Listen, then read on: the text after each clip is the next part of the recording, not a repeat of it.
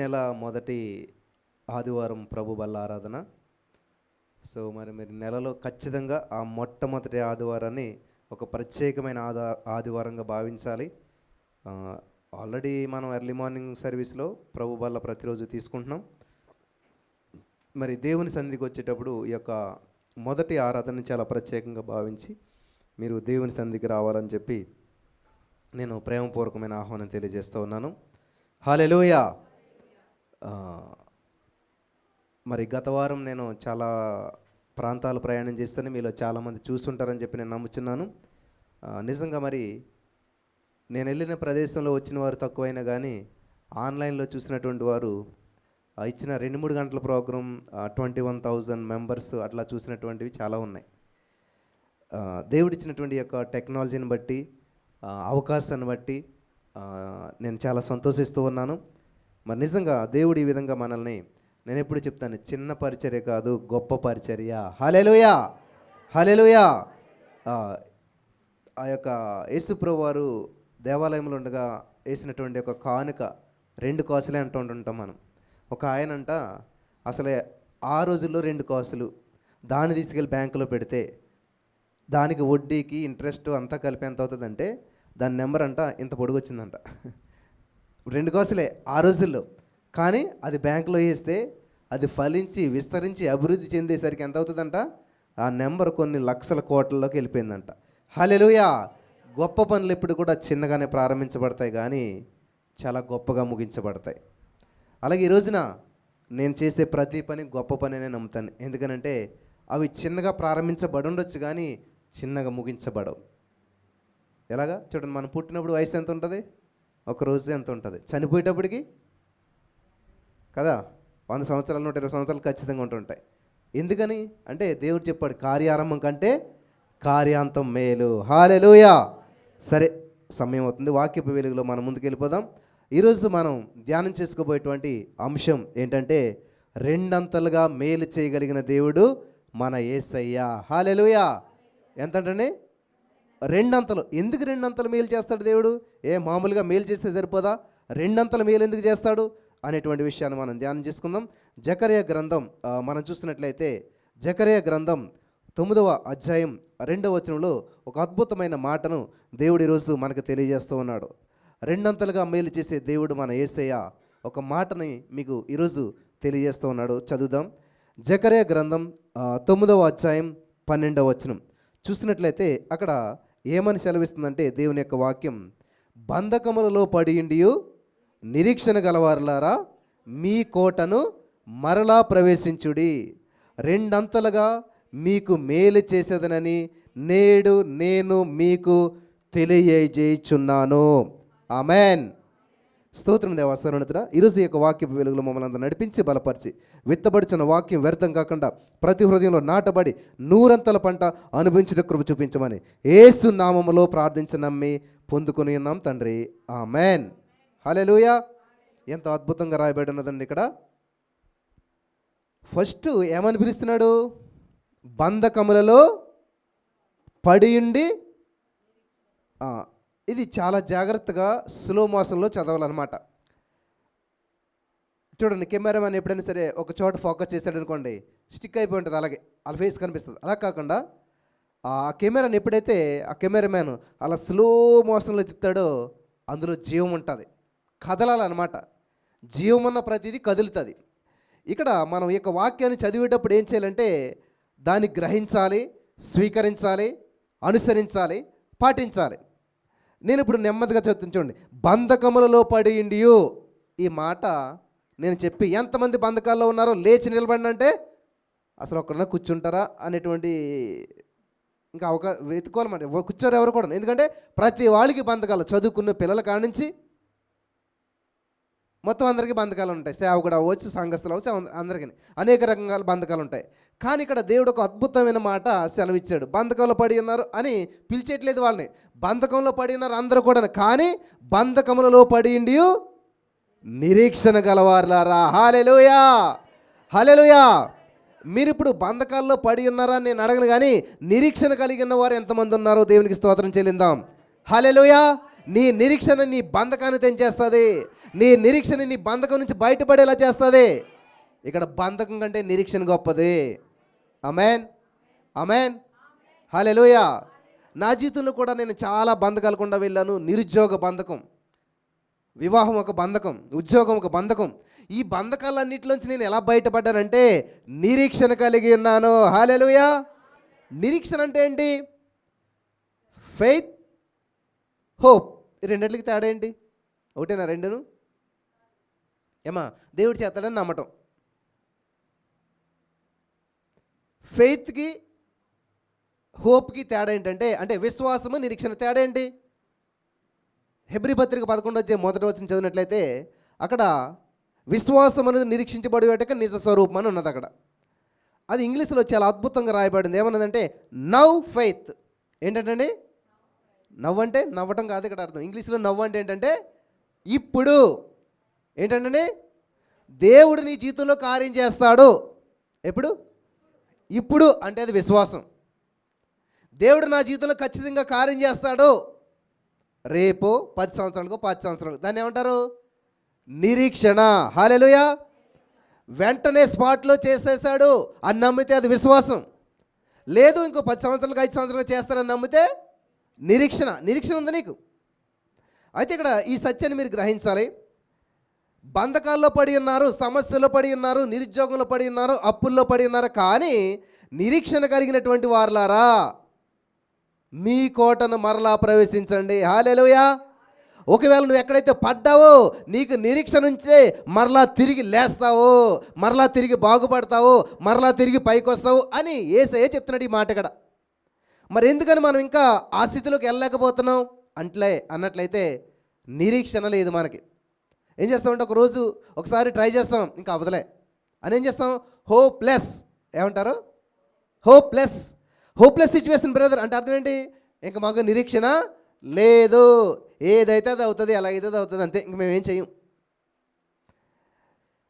నాకు ఈ యొక్క ఏమంటారు ఒక ఎగ్జాంపుల్ నాకు ఎప్పుడు గుర్తొస్తుంటుంటుంది, అది మీతో పంచుకోవాలని ఆశపడుతున్నాను. ఒక హోటల్లో ఒక ఆయన ఏం చేశారంటే, మరి చాలా పెరుగు ఇవన్నీ అవసరాలు ఉంటాయి కాబట్టి చాలా పెద్ద ఒక పాత్ర తీసుకుని అందులో పాల్ని హీట్ చేశాడు. హీట్ చేయలేదు, ఇంక హీట్ చేద్దామని చెప్పి అక్కడ పెట్టి ఆ పాలని అక్కడ పెట్టాడు అనమాట. పెట్టి దాన్ని స్టవ్ అంటించాడు. అంటించి ఇది ఎలాగా చాలా పెద్ద గంగాళం కాబట్టి ఇది ఒక 1 అవర్ పడుతుందని చెప్పి ఆయన ఏం చేశారంటే వచ్చి ఆనియన్ కట్ చేసుకోవడానికి పని చేసుకుంటున్నాడు. విచిత్రంగా ఏమైందంటే ఒక 2 కప్పలు అనుకోకుండా వెళ్ళి అందులో పడ్డాయంట. ఎందులోను? పాలలో. సో ఆల్రెడీ పాలలో పడ్డాయి. ఎప్పుడైతే పాలలో పడ్డాయో ఈ వ్యక్తి స్టవ్ ఆల్రెడీ వెలిగించేశాడు. ఆ పాలు ఏమవుతున్నాయి? నెమ్మదిగా నెమ్మదిగా హీట్ ఎక్కుతున్నాయి.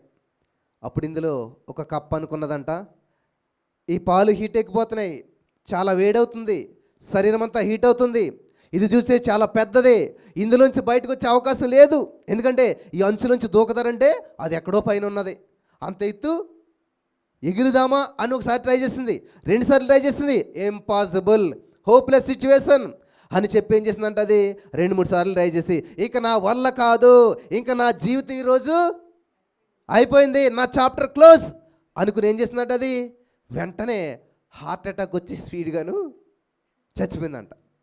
కప్ప కూడా హార్ట్ అటాక్ వస్తుందా? మరి ఇలా బోర్లు పడితే చూడండి మీరు కావాల్సింది, చచ్చిపోయింటే కొన్ని కప్పలు. అలాగే దీనికి ఏమైందంటే చచ్చిపోయిందంట. అప్పుడు రెండో కప్ప, పక్క కప్ప చచ్చిపోతే ఇది కప్ప ఏం చేస్తుంది ఆటోమేటిక్గా? మరి అదే నీ విశ్వాసం అనేటువంటిది ఎలా ఉండాలంట? నీ పక్కోళ్ళ మీద ఆధారం చేసుకోకూడదు, ప్రభు మీద ఆధారం చేసుకోవాలి. హల్లెలూయా. ఈ కప్ప ఏం చేసిందంట? పక్కద పోతూ పోయింది. అదే నేను చెప్పేది, నా పక్కన ఒక కప్ప కాదు 1000 మంది కూలినా, నా కుడి పక్కన 10,000 మంది కూలినా పోయినా అపాయం నా యొద్దకు రాదు. ఇది వాక్యం తెలిసినాడు మాట. వాక్యం తెలియడు ఏం చేస్తాడు? ఇంక అంతా అందరూ అయిపోయారు, ఇంక నేను ఒక్కనే ఉన్నా, నేను మాత్రం ఏం చేస్తాను అని చెప్పి అందరూ వెళ్ళే దారిలో నేను కూడా అంటాడు కదా దావీదు గారు, మనుషులందరూ పో మార్గంలో నేను పోతున్నాను అన్నట్టుగా వీళ్ళు ఏం చేస్తారు? అందరికీ జరిగింది నాకు జరిగిపోతుంది, అందరికీ వచ్చింది నాకు వచ్చేద్దని హోప్లెస్ సిచ్యువేషన్ వచ్చినప్పుడు ఏం చేస్తారంటే జీవితాన్ని ముగిస్తారు. కానీ కప్ప నాకులాంటిది అనుకుంటాను. ఏం చేసింది తెలుసా? ఏమైనా సరే అది పోతే పోయిందని చెప్పి ఈ కప్ప ఏం చేస్తుంది? ప్రయత్నం చేస్తుంది. ఈ కాళ్ళతోటి అలాగే ఏం చేస్తుందంటండి, మొత్తం ట్రై చేస్తుంది, ఈత కొడుతుంది అనమాట. కప్ప చేతులు ఇలా ఉంటాయి కానీ అవి ఇలా అందులోకి ఏమవుతుంది? గొడుగులాగా వస్తుంది. మీరు ఎప్పుడైనా గమనించారా? ఆ యొక్క వేలికి మధ్యలో చర్మం ఉంటుంది. అది ఇంత అబ్జర్వ్ చేయలేదు మీరు ఎప్పుడును? చూడాలి. ఇప్పుడు అన్నీ వచ్చేసాయి కదా, గూగుల్లోకి వెళ్ళి కప్ప ఎలా ఉంటుందని కొట్టండి, లేకపోతే యూట్యూబ్లోకి వెళ్ళి చూడండి, మొత్తం అంతా చూపిస్తారు అలా. అయితే అది ఏం చేసింది? ఇలాగా ఈ యొక్క చేతులు ఇలాగని ఆ పాలు ఇలాగని సరికి ఏమైంది? ఈ పాలంతా కూడా నుగరు రావటం ప్రారంభించిందంట. హల్లెలూయా. ఆ పాలన్నీ కూడా చిలకటం ప్రారంభించిందంట. అది అలా అనేసరికి ఏమవుతుంది? ఇంకా అది నాన్ స్టాప్కి ఇలాగ అనేసరికి ఏమైందంట, చాలా అందులో ఉన్నటువంటి పాలలో ఉన్నటువంటి అవన్నదంతా కూడా అలా పైకి తేలటం మొదలుపెట్టిందంట. కొద్ది సమయానికి ఏమైందంట, ఇది చాలా ఎక్కువైపోయి తెలియకుండానే ఈ కప్పంట ఈ పాత్ర అంచు వరకు వచ్చేసిందంట. ఈ నురుగు ఎప్పుడైతే వచ్చిందో దాని పైకి వచ్చిందంట కప్ప. ఆటోమేటిక్గా చూస్తే జస్ట్ ఇంకా అది అంచు దగ్గరే ఉందన్నమాట. ఇంక ఎగరవలసిన అవసరం కూడా లేదు. ఎప్పుడైతే అంత పైకి వచ్చిందో వెంటనే అక్కడి నుంచి పక్కకు దూకి క్షేమంగా వెళ్ళిపోయిందంట. హల్లెలూయా. చిన్న స్టోరీ, నాకు తెలిసి ఇది యూట్యూబ్లో కూడా ఆల్రెడీ తీసే ఉంటారు, ఏఐ వచ్చింది కాబట్టి వీడియో కూడా చేసే ఉంటారు. మీరు ఇంటికి వెళ్ళి చూడండి. ఇక్కడ మనం నేర్చుకోవాల్సింది ఏంటంట, 2 కప్పలకి సేమ్ సిచ్యువేషన్, సేమ్ పరిస్థితి, సేమ్ ప్లేస్, సేమ్ పాలు, సేమ్ లోతులో ఉన్నాయి. కానీ ఒకటి వెంటనే చచ్చిపోయింది, ఒకటి మాత్రం సజీవంగా ఉన్నది. కారణం ఏంటంటారు? ఒకటి ఆలోచించిందనమాట, ఇంత హైట్ ఉంది కాబట్టి మనం ఎన్ని ప్రయత్నాలు చేసినా ఎగరలేము, ఎలాగ ఈ పాలు మరిగిపోతున్నాయి, ఇది హీట్ ఎక్కువైపోతుంది, ఈ హీట్కి ఎలాగ చచ్చిపోతాం, అటు బయటికి వెళ్ళాం, కాబట్టి ఎలాగ నా జీవితం ఇంకటితో చాప్టర్ క్లోజ్ అని ఎప్పుడైతే మైండ్లో ఫ్లిక్స్ అయిపోయింది అది ఆటోమేటిక్గా చనిపోయింది. వింటున్నారా? ఈరోజు మీలో చాలామంది అప్పు నుంచి బయటకు పడబడ్డ కారణం ఏంటంటే, ఇక నా వల్ల కాదు, ఎందుకంటే నా ఇన్కమ్ చూస్తే ఇంతే ఉంది, ఆ అప్పు చూస్తే అంత ఉంది, కాబట్టి ఇది నా వల్ల కాదు, కాబట్టి నేను జీవితాన్ని ఆత్మహత్యలు ఎందుకు అనుకున్నారు? ఈ కప్పలాంటి వాళ్ళు అందరూ అనమాట. ఎందుకు ఆత్మహత్యలు చేసుకుంటారని ఈ కప్పలాగా ఆలోచించిన వాళ్ళందరూ కూడా ఏది చనిపోయింది చూడండి. ఆ కప్పలాగా ఆలోచించిన వాళ్ళు అందరూ ఏం చేస్తారు? ఈ అప్పు తీర్చలేను, నాకు ఇంత వయసు వచ్చింది, పెళ్ళి అవ్వదు, నాకు మరి ఇంకా ఈ వయసు వచ్చేసింది, ఉద్యోగం రాదు, కాబట్టి ఈ సిచ్యువేషన్ నేను ఛాలెంజింగ్ చేసుకోలేను, ఎదుర్కోలేను, బయటపడలేను నేను మరి, కాబట్టి ఇంకా ఈ జీవితం ఇలా జీవించడం నాకు నా వల్ల కాదు, కాబట్టి అనుకున్న సమయానికంటే ముందుగానే జీవితాన్ని వాళ్ళు ఏం చేస్తారు? ముగించేస్తారు. దేవుడు అది చెప్తున్నాడు, నిరీక్షణ గలవారులారా. హల్లెలూయా. బంధకంలో ఉన్నారా? బాధల్లో ఉన్నారా? అప్పుల్లో ఉన్నారా? సమస్యల్లో ఉన్నారా? మీకు చాలా సమస్యలు ఉంటాయి. ఎందులో ఉన్నా కానీ అందులో నుంచి మీరు నిరీక్షణ కలిగినట్లయితే మరలా గుడిసెలో ప్రవేశించన్నాడా? ఎక్కడంటే కోటలో ఎవరు ఉంటారు? ఎవరు అంటే దేవుడు నిన్ను ఎలా పిలుస్తున్నాడు? ఇప్పుడు నువ్వు బంధకాల్లో ఉన్నా సరే, అప్పుల్లో ఉన్నా సరే, రోగంలో ఉన్నా సరే, నువ్వు రాకుమార్తెవు. హల్లెలూయా. నువ్వు రాకుమారుడవు. అరే ఎంత అర్థం ఉన్నది అసలు చిన్న వచనంలోను. అంతే, మనం చదివేస్తాం, పక్కన అడతాం, లేదా గోడకు అంటింతాం. ఆ గోడకు ఎలా చూసినప్పుడు అంతే బాగుంది అనుకుంటాం, అంతే. గోడకు బాగానే ఉంటుంది, అది నీ జీవితం ఉంటేనది ఇంకా బాగుంటుంది. హల్లెలూయా. కోటలో ప్రవేశించాలి, దేవుని సన్నిధిలో ప్రవేశించాలి, నువ్వు రాజుగా జీవించాలి, నువ్వు రాణిగా జీవించాలి, అప్పుడు దేవుడి నామానికి మహిమ వస్తుందంట. హల్లెలూయా. కోటలో ప్రవేశించండి, 2 అంతలుగా మీకు నేను మేలు చేసేదను అని. ఏంటండి నేడు అనే మాట మీరు ఎప్పుడున్నారు? నేను 4వ తరగతి 3వ తరగతి చదివేటప్పుడు ఎక్కడన్నా సినిమా హాల్లో సినిమా మారితే ఏం చేసేవారంటే అప్పుడు అటోకి మైక్ కట్టేవారు అనమాట. ఇప్పుడంటే ఇవన్నీ వచ్చేసాయి కానీ అడ్వర్టైజ్మెంట్ అప్పుడు ఒక 10 కిలోమీటర్ల సరంగనీని వరకు, నేడే మీ అభిమాన థియేటర్లో ఏంటంట కుటుంబ సమేతంగా చూడదగినటువంటి అని అప్పుడు అనౌన్స్మెంట్ చేసేవారు అనమాట. నేడే విడుదల అంటే నాకు తెలియదు ఇంతకైనప్పుడు. అప్పుడు అడిగితే ఎవరో చెప్పారు, నేడంటే ఈరోజే, ఇప్పుడే. హల్లెలూయా. దేవుడు చెప్తున్నాడు ఇక్కడ ఈరోజు ఏమని? నేడు నేను మీకు ఏం తెలియజేస్తున్నాడు? ఏం ప్రకటన చేస్తున్నాడు? ఏం చెప్తా ఉన్నాడు? ఏంటంట 2 అంతల మేలు. హల్లెలూయా. 2 అంతల మేలు చేస్తాడండి దేవుడు. ఖచ్చితంగా ఈ రోజున మీరు పడుతున్న ప్రయాసకి ఒకనొక రోజున 2 అంతల ఆశీర్వాదాన్ని, అద్భుతాన్ని మీరు స్వతంత్రించుకుంటారు. ఆమేన్, ఆమేన్. నమ్ముచున్నారా? ఖచ్చితంగా ఈరోజే నేను నేడే రెండంతల మేలును స్వతంత్రించుకొని వెళ్తున్నాను. ఆమేన్, ఆమేన్. ఎంత రిస్క్ తీసుకుంటే అంత గొప్ప ఆశీర్వాదం. ఫ్రిడ్జ్ కామనే, ఫ్రిడ్జ్లో పెట్టిన బౌల్ని బట్టే నీ యొక్క ఐస్ అనేది తయారవుతుంది. చిన్న బౌల్ పెట్టుకున్న చిన్న ఐస్ వస్తుంది, పెద్దది పెడితే నువ్వు ఎంత పెట్టావో దానికి అనవసరం, దేన్నైనా చేసేస్తుంది. సామర్థ్యం నీది, దేవుడి సామర్థ్యంలో మార్పు లేదు. హల్లెలూయా, హల్లెలూయా. నేను పొరపాటున ఎప్పుడైనా ఏదైనా యూట్యూబ్ చూస్తే చాలా గొప్ప సేవకులు అలా చెప్పే వాక్యం నా మనసుకి ఎందుకు బాధ అనిపిస్తుంటుంది. ఎందుకంటే ఖచ్చితంగా దేవుడు మిమ్మల్ని దీవిస్తాడు, మీ జీవితం బాగుపడుతుంది అంటే అంటే అంటే దేవుడు ఇంకా దేవుని ఇవ్వలేదా, లేకపోతే ఆంది వేలో ఉన్నది అది? ఏమా ఇవ్వలేదా దేవుడు ఇంకాను? మరి ఇచ్చేసాడు కదా. ఇక్కడ ఏమంటున్నాడు? మీకు అక్కడ ఏం చేస్తారంటే రెండంతల మేలు. అంటే కోటలోకి వచ్చాక మేలు చేయాలంటే మీరు కోటలోకి వచ్చి కూర్చున్నాక దేవుడు బయటకు వెళ్ళి కోట బయటకు వెళ్ళి మేలు అట్టుకొచ్చి తెస్తాడా? ఏమా పెళ్ళికి రండి మీకు భోజనం పెడతామంటే ఎంతమంది వచ్చారు లెక్క పెట్టుకున్నాడు, భోజనం వండుతారు ఎవరైనాను? మరి భోజనం ముందే ప్రిపేర్ చేస్తారా? అర్థమవుతుంది మీకు నేను చెప్పేది? నేచురలైజేషన్ చేసుకోండి ఒకసారి. అంటే దేవుడు నిన్ను రమ్మన్నాడు, దీవిస్తానన్నాడంటే నువ్వు వచ్చాక దేవుని అట్టుకొస్తాడా, దేవుని వెతుక్కుంటాడా? ఆల్రెడీ దేవుడి దగ్గర దేవుని సమృద్ధిగా ఉన్నాయి. హల్లెలూయా, హల్లెలూయా.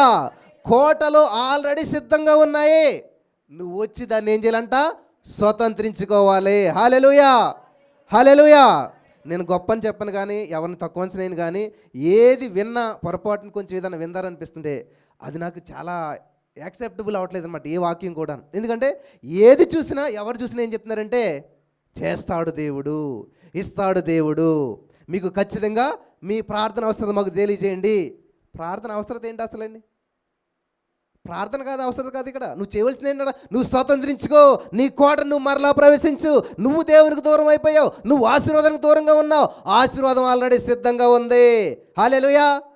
నీ వివాహం ఆల్రెడీ సిద్ధం చేశాడు దేవుడు, నీ ఉద్యోగం ఆల్రెడీ సిద్ధం చేశాడు దేవుడు, నీ ఆల్రెడీ అప్పు సమస్యకు పరిష్కారం సిద్ధం చేశాడు 1000 సంవత్సరాల క్రితం, నువ్వు పుట్టక ముందే. మరి ఎందుకని స్వతంత్రించుకోవట్లేదంటే నువ్వు వేరే రూట్లో వెళ్తున్నావు, నీ ఆశీర్వాదం వేరే చోట ఉంది. ఎలా వస్తుంది నీకు? కాబట్టి ఏం చేయాలి? మరలా ప్రవేశించు. హల్లెలూయా, హల్లెలూయా. కోటలో ప్రవేశించు. ఆమేన్. ఇప్పుడు చేపలు సముద్రంలో దొరుకుతాయి, గ్రౌండ్లో దొరుకుతాయా? మన గ్రౌండ్ అంతా తిరిగితే ఒక చేపన దొరుకుతుందా? రాళ్ళు రప్పలు దొరుకుతాయి అక్కడ. అందుకనే మనకి ఆశీర్వాదాలను అనుభవించలేకపోవడం కారణం ఏంటంటే రాంగ్ డైరెక్షన్లో తిరుగుతూ ఉన్నాం మనం. దేవుడు చెప్తున్నాడు కోటలోకి రండి, కోటలోకి రండి, దేవుని సన్నిధిలోకి రండి. దేవుని సన్నిధిలో ఆశీర్వాదం, ఐశ్వర్యం, అభివృద్ధి, సమృద్ధి ఉన్నదే. హల్లెలూయా. నిజంగా మరి ఈ యొక్క ప్రతి నెల మొదటి సండే ప్రభు వల్ల ఆరాధన అనేటువంటి ఒక ఆలోచన కూడా లేదు చాలామందికి. ఈరోజు ఏమైనా ఎన్ని పనులున్నా ఖచ్చితంగా నేను దేవుని సన్నిధిలో ఉండాలి, ఏ పరిస్థితుల్లో నేను మిస్ అవ్వకూడదు అనేటువంటి ఆలోచన మనకు ఉండాలి. చాలా టైం అయింది, ఒక వచనంలో ఉండిపోయి మనం చూడండి. ఇక్కడ దేవుడు మేలు చేస్తానంటున్నాడు. ఎంత అంట? రెండంతల మేలు చేస్తాడంట. నేడే చేస్తానని చెప్పి దేవుడు చెప్తున్నాడు. ఎందుకు చేస్తాడు ఇంతకని? మన అర్హతను బట్టి కాదు, క్యారెక్టర్ని బట్టి కాదు, గొప్పతనాన్ని బట్టి కాదు, కానీ దేవుని కనికరాన్ని బట్టి దేవుడు రెండంతల మేలు చేస్తూ ఉన్నాడు. హల్లెలూయా, హల్లెలూయా, హల్లెలూయా. కాబట్టి ఇక్కడ రెండంతల మేలు, రెండంతల శక్తి, రెండంతల ఆశీర్వాదం దేవుడు మనకు దయచేస్తూ ఉన్నాడు. ఈరోజు ఖచ్చితంగా వాడిని స్వతంత్రించుకుని వెళ్ళాలని నేను ప్రభు పేరట మనవి చేస్తూ ఉన్నాను. హల్లెలూయా. ఇక్కడ సరే రెండంతల మేలు, అందులోకి మనకి ఏమొస్తుంది? 2 కార్లు, 2 ఇళ్ళు, ఇట్లా భౌతికమైనదే గుర్తొస్తుంది. మరి ఆత్మ సంబంధమైన రెండంతల మేలు, రెండంతల ఆశీర్వాదం అంటే ఏంటంటే నెంబర్ 1 రక్షణ, నెంబర్ 2 పరిశుద్ధాత్మ చేత నింపబడడం. ఇది ఆత్మ సంబంధమైనటువంటిది అనమాట. ఖచ్చితంగా ఇవి కూడా దేవుడు మన జీవితంలో చేశాడని నేను నమ్ముచున్నాను. మీరు బైబిల్ గ్రంథంలోనే కాకుండా మన జీవితంలో చూడండి, ప్రతిదీ 2 ఉంటాయి. కళ్ళెన్ని, చేతులెన్ని, కాళ్ళెన్ని? ఎందుకు ఇవన్నీ 2 ఎందుకంటారు? బైబిల్ గ్రంథంలో ఈ ఇద్దరికి చాలా ప్రాముఖ్యత ఉంది. మత్తయి సువార్త 18:19లో ఇద్దరు తాము వేడుకొనున్నది భూలోక రాజ్యంలో ఏకీపించినట్లయితే పరలోక రాజ్యంలో కూడా జరుగుతుందంట.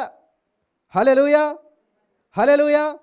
ఇంకొక మాట ఉంది ద్వితీయోపదేశకాండం 32:30లో, ఒకడంట 1000 మందిని తరిగితేనంట ఇద్దరు ఒకరు 1000 అయితే ఇద్దరు ఎంత అవుతుంది? 2000 అవ్వాలి. కానీ ఇక్కడ ఏమైందంట, ఒక్కడే తరుముకుంటే 1000 మంది తరిమాడు, కానీ ఇద్దరు కలిసేసరికి ఏమైందంట 10,000 మంది. హల్లెలూయా, హల్లెలూయా. అందుకనే ఇద్దరు కలిసి చేసే ప్రార్థన చాలా శక్తివంతమైనటువంటిది. ఇంకా భార్యాభర్తలు కలిసి చేసినట్లయితే చాలా శక్తివంతమైనటువంటిది. ఒకవేళ మీరు ఇరుగు పొరుగు వాళ్ళు, అంటే సిటీలో కొంచెం కష్టమవుతుందేమో, కానీ కొంచెం మేనేజ్ చేసుకుంటే ప్రేయర్ పార్ట్నర్ కింద ఎవరినైనా పెట్టుకుని ఇద్దరు కలిసి మీరు ప్రార్థన చేసినట్లయితే చాలా అద్భుతాలు మీరు స్వతంత్రించుకుంటారు. అందుకని ఆల్ నైట్కి రమ్మనేది ఎందుకంటే, కనీసం ఎక్కడన్నా కుదరకపోయినా కనీసం ఆ రోజన్నా కలిసి ప్రార్థించడానికి రమ్మని చెప్పి మేము ఎంకరేజ్ చేస్తూ ఉన్నాం. ఆమేన్. చూడండి, ఒకడు 1000 మంది, ఇద్దరు 10,000 మంది. అంటే దేవుడు ఇప్పుడు 2 అంతల మేలంటే ఎంత? 10,000 అంతలు అనమాట. హల్లెలూయా, హల్లెలూయా. 10,000 మందిని శత్రువులు చంపేటువంటి అవకాశాన్ని దేవుడు నీకు ఇస్తున్నాడు. 10,000 సమస్యలు ఎదిరించేటువంటి అవకాశాన్ని దేవుడు నీకు ఇస్తున్నాడు. అంత శక్తిని, 2 అంతల శక్తిని, 2 అంతల సామర్థ్యాన్ని, 2 అంతల ఆశీర్వాదాన్ని దేవుడు నీకు ఇస్తూ ఉన్నాడు. ఆమేన్, ఆమేన్. ఎస్, మనసులో ఏం చేయాలి తెలుసా? ఐఎమ్ బిలీవింగ్, ఐఎమ్ రిసీవింగ్ అని ఏం చేయాలి? డౌన్లోడ్ చేసుకుంటూ ఉండాలి. మనకి కొన్నిసార్లు అన్లిమిటెడ్ డాటానో లేకపోతే ఏది ఇస్తుంటాడు కంప్యూటర్లో, అట్లను వాళ్ళు ఏం చేస్తారు, ఇంకా మళ్ళీ రేపటితో అయిపోతుందని చెప్పి ఆ నైట్ అంతా కూర్చొని డౌన్లోడ్ చేసుకుంటూ ఉంటారు. మనం కూడా దేవుని సందుకు వచ్చినప్పుడు ఏం చేయాలంట? ఆశీర్వాదాలను డౌన్లోడ్ చేసుకోవాలి, దేవుని యొక్క సన్నిధిని డౌన్లోడ్ చేసుకోవాలి. హల్లెలూయా, హల్లెలూయా, హల్లెలూయా. ప్రసంగి 4:9 కూడా చదివితే ఒక అద్భుతమైన మాట అక్కడ పరిశుద్ధాత్మ దేవుడు రాయించాడు. త్వరగా చదువుదాం, నేను కొన్ని విషయాలు చెప్పాలని ఆశపడుతున్నాను. ప్రసంగి గ్రంథం 4వ అధ్యాయం 9వ వచనం చూసినట్లయితే, ఇద్దరి కష్టము చేత ఉభయులకు మంచి ఫలము కలుగును. హల్లెలూయా. ఎంత బాగుందంటండి. ఇద్దరి కష్టము చేత ఉభయులకు, ఉభయం అంటే ఏంటి? ఉభయచర జీవం అంటారు దేన్ని? కప్పనే. అది కప్ప నీటిలో ఉండగలుగుతుంది, బయట ఉండగలుగుతుంది. మరి చేపలకు కాదు, నీటిలోనే ఉంటుంది, బయటకు వస్తే చచ్చిపోతుంది. కానీ ఈ యొక్క ఉభయచర జీవం అంటే ఏంటంటే, కప్ప ఏంటంటే అది మంచిగా బయటకు వచ్చి బతికేస్తుంది, నీటి లోపల కూడా ఉండగలుగుతుంది. అర్థమవుతుందా? అలాగే ఉభయులు అంటే ఏంటంటే ఇద్దరు. ఎవరిద్దరు? ఎవరైతే ఇద్దరు కలిసి ప్రార్థన చేస్తారో, ఎవరైతే ఇద్దరు ఏకీభవిస్తారో, ఎవరైతే ఇద్దరు కష్టము చేత ఉభయులకు మంచి ఫలము కలుగును. గనుక ఒంటిగాడ ఇండుట కంటే ఇద్దరు కూడి ఇండుట మేలు. హల్లెలూయా. నేను ఎవరితో కలను, నాకు ఎవరితో సంబంధం లేదు, నా దారే రహదారి, నేను ఎవరి దారిలో అనుకుని చాలామంది ఒంటరిగానే వెళ్తుంటున్నారు. నో, ఆధ్యాత్మికంగా నువ్వు ఇద్దరుగా ఉండాలి. ఎందుకంటే ఒకరు పడిపోతే ఒకరు లేపుతారు. పొన్ని తల్లి పిల్ల వచ్చి ఎవరైనా సరే, బయట వాళ్ళు కాకపోయినా కనీసం ఇద్దరు కలిసి రావాలి, కలిసి ఉండాలి. ఒకవేళ మీరు ఒంటరిగా వస్తున్నట్లయితే, యేసయ్యా నాకు ఒక పార్ట్నర్ని, యేసయ్యా నేను ఎవరినో తీసుకెళ్ళాలి యేసయ్యా సన్నిధికి, కనీసం నాతో పాటు ఒకరిని నేను నడిపించాలని నువ్వు అడిగినట్లయితే, దేవుని సన్నిధిలో నువ్వు పలికినట్లయితే ఖచ్చితంగా దేవుడు నీకు సహాయం చేస్తాడు. హల్లెలూయా, హల్లెలూయా. ఇక్కడ మనం ఈరోజు యెషయా గ్రంథం 61:7 చూసినట్లయితే, మొట్టమొదటిగా దేవుడు ఏం చేస్తాడంట? చదువుదాం. యెషయా గ్రంథం 61:7 చూసినట్లయితే, అవమానానికి బదులుగా రెట్టింపు ఘనత. హల్లెలూయా. రెట్టింపు అంటే ఏంటి? 2 అంతలు. అర్థమవుతుందా? ఇంకో కొంచెం ఇవ్వండి, ఇంకొక అంత ఇవ్వండి అంటాం కదా మనం. ఇక్కడ రెట్టింపు ఘనత ఇస్తాడంట. దేనికి? అవమానానికి. చదువుదామా ఆ యొక్క మాటని. మీ అవమానమునకు ప్రతిగా రెట్టింపు ఘనతనందుదురు, నిందకు ప్రతిగా తాము పొందిన భాగం అనుభవించువారు సంతోషించుదురు. హల్లెలూయా. ఎక్కడ చూసినా బైబిల్ ఏమని తెలుసా? సంతోషము, ఘనత, అభివృద్ధి, ఆశీర్వాదము, ఇవన్నీ నీ జీవితంలో జరిగితేనే దేవుడి నామానికి మహిమ. గత సంవత్సరాలుగా, 25 సంవత్సరాలుగా, 100 సంవత్సరాలుగా, మరి దశాబ్దాలుగా నువ్వు అప్పుల్లో ఉండిపోవటం, అనారోగ్యంలో ఉండిపోవటం, రోగంలో శాపంలో ఉండిపోవడం దేవుని ఉద్దేశం కానే కాదు. మరి ఏం చేయాలంట? నిరీక్షణ కలిగి కోటలో ప్రవేశించాలి. నీ నిందనే నాట్యంగా మార్చే దేవుడు మనకున్నాడు. హల్లెలూయా, హల్లెలూయా, హల్లెలూయా. కాబట్టి ఇక్కడ మనం చూసినట్లయితే అవమానం ఎదురవుతుంది, అది అంతం కాదు. నీలో వాక్యం ఉంటే, వింటున్నారా? నిజంగా నీలో వాక్యం ఉంటే అవమానంతో అంతం కాదు. మరి ఏమవుతుందంట? రెట్టింపు ఘనతతో నువ్వు అభివృద్ధి చెందుతావు. యోసేపు జీవితాన్ని మనం చూసినట్లయితే, యోసేపు జీవితంలో దేవుని కార్యాలు మనం చూసినట్లయితే, యోసేపు జీవితం అంతా ఎలాగుంది? మంచి జీవితం, మంచి లైఫే. అందరికంటే ప్రియకుమారుడిగా ఉన్నాడు, స్పెషల్ డ్రెస్ అంతా బాగుంది. కానీ ఇక్కడ ఏమవుతుందంటండి, అన్నదమ్ములు ఏం చేశారు? యోసేపుని కొట్టి గోతిలో పడేశారు, బానిసగా అమ్మేశారు, జైల్లో పెట్టారు. ఇవన్నీ మంచా మేలా కీడా? ఏమవుతుంది? అవమానం. బానిసగా వెళ్ళటం అంటే బానిస గౌరవం ఉంటుందా? అవమానంతో కూడిన జీవితం. ఈరోజు మీలో చాలామంది, బ్రదర్ నాకు చెప్పిన మాట, బ్రదర్ మాది మంచి జీవితం, గతంలోను మంచి స్థితే, మంచి పొజిషనే, మంచి ఉద్యోగమే, మంచి లైఫే, మంచి హోదానే, ఊహించిన పరిణామం ఎదురయ్యి ఒక సునామీలాగా మా జీవితంలో దాడి చేయటం వల్ల ఏమైందంటే సడన్గా పతనం అయిపోయింది బ్రదర్. అయితే మీకు ఒక శుభవార్త, ఇప్పుడు చదివితే మీకు బాగా అర్థమవుతుంది. బంధకములో పడి ఇండియో నిరీక్షణ గలవారులారా, మీ కోటను మరలా ప్రవేశించుడే, రెండంతలుగా మీకు మేలు చేసేదను నేడు నేను మీకు తెలియజేయుచున్నాను. హల్లెలూయా. నేడే, ఈరోజే మీరేదైతే కోల్పోయారో, నష్టపోయారో, లాసిపోయారో, ఏ స్థితి నుంచి అనేది కిందకి దిగజారిపోయారో, మరలా అదే స్థితిలోనికి పంపించడానికి యేసయ్య ప్రణాళిక సిద్ధం చేసి మిమ్మల్ని పిలుస్తూ ఉన్నాడు. ఆమేన్. ఎవరైతే ఆయన స్వరం విని లోబడి నిరీక్షణ కలిగి ఆ యొక్క మరి దేవుని సంధిలో ఆ కోటలో ప్రవేశిస్తారో అద్భుతమైన ఫలితాన్ని మీరు చూస్తారు. ఆమేన్, ఆమేన్, ఆమేన్. ప్రియులారా గమనించాలి, యేసేపుని గోతిలో పడేశారు, బానిసగా అమ్మేశారు, జైల్లో పెట్టారు, నింద, అవమానం. కానీ ఒకే ఒక్క రోజులో ప్రధానమంత్రిగా నిలిపాడు మన యేసయ్య. హల్లెలూయా. నీ దశాబ్దాల నింద, దశాబ్దాల అప్పు, దశాబ్దాల సమస్య ఒక్క క్షణంలో దేవుడు సాల్వ్ చేయగలుగుతాడు. ఆమేన్. ఒక్క క్షణంలో సమస్తము రూపురేఖలు మార్చేసే దేవుడు మనకున్నాడు. ఆమేన్. అవమానం ఎంత పెద్దదో ఆశీర్వాదం అంతకంటే పెద్దది, గొప్పది. ఆమేన్. వింటున్నారా? నీ అవమానాన్ని ఆశీర్వాదం మింగేస్తుందంట. ఆమేన్. ఏమైందంటే అడ్రస్ లేదు ఇంకది అవమానం అంతా కూడా. ఇప్పుడు యేసేపు దగ్గరికి వచ్చి, సార్ మీరు గోతులు పడ్డారంట కదా, మీరు బానిస అంట కదా అని కనీసం అక్కడ ఏమనుందంట, యేసేపు అనుమతి లేకుండా చెయ్యి కానీ కాలు కానీ, అంటే వాడు ఎక్కడికన్నా వెళ్ళాలన్నా, ఆ ఊరు దాటి వెళ్ళాలన్నా, లేకపోతే ఎవడి మీద చెయ్యాలన్నా, ఏదన్నా కూడా యోసేపు గారి పర్మిషన్. దేశంలో ఎవరైనా సరే ఏ స్థితికి వెళ్ళిపోయాడైనా, ఎవరు ముందు? బానిస.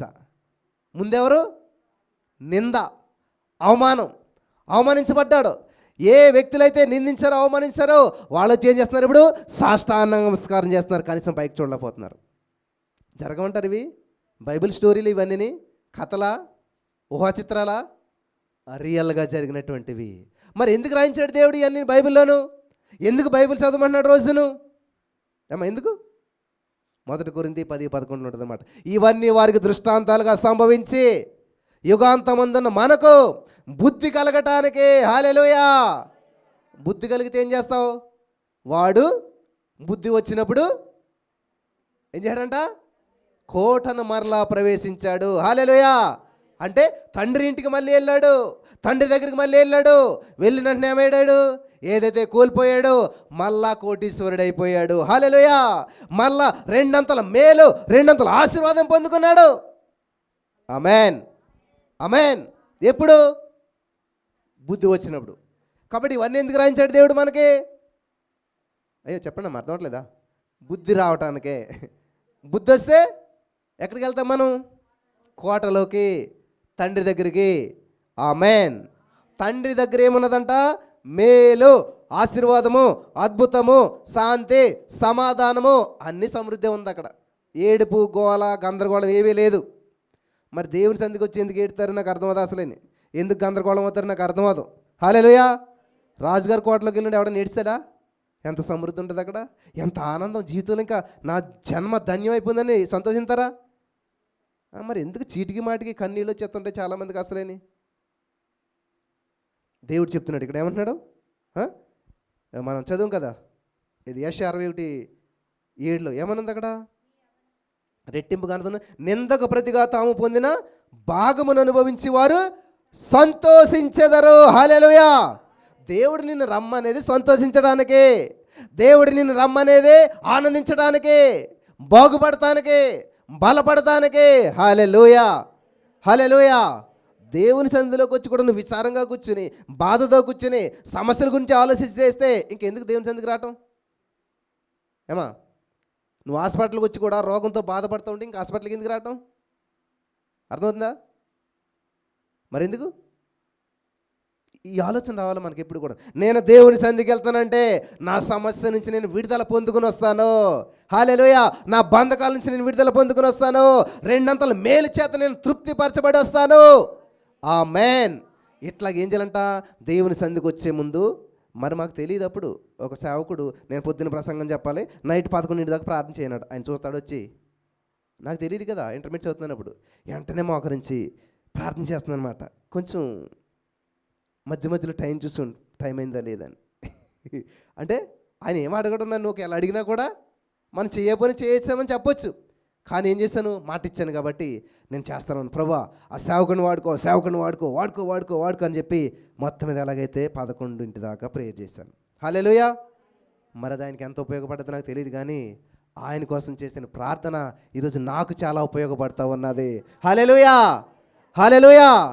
కాబట్టి దేవుడు నీకు ఒక పని అప్పగించినప్పుడు ఎవరు చూస్తున్నారు, ఎవరి కోసం అనేది కాకుండా అది ఖచ్చితంగా నీకు చేతనైన ఏ పనైనా నీ శక్తి లోపం లేకుండా చేయమన్నాడు.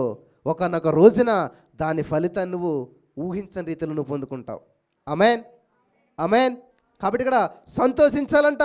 యేసేపుకి మరి అవమానం, ఎంత పెద్ద అవమానం జరిగిందో, ఆశీర్వాదం అంతకంటే గొప్పది, అంతకంటే మరి గొప్ప ఆశీర్వాదం, పెద్ద ఆశీర్వాదం వచ్చింది.